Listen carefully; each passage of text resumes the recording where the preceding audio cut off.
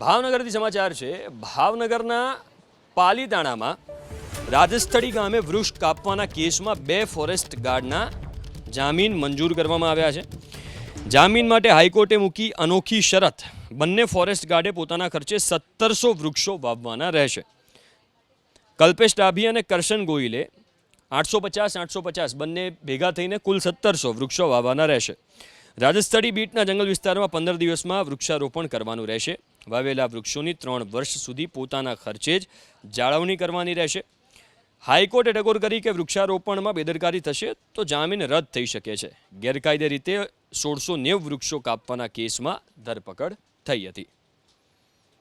જામીન માટે હાઈકોર્ટે મૂકી અનોખી શરત। બંને ફોરેસ્ટ ગાર્ડે પોતાના ખર્ચે 1700 વૃક્ષો વાવવાના રહેશે।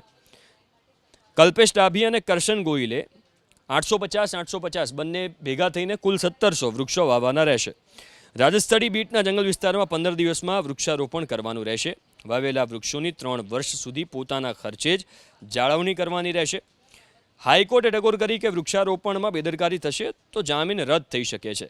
ગેરકાયદે રીતે 1690 વૃક્ષો કાપવાના કેસમાં ધરપકડ થઈ હતી।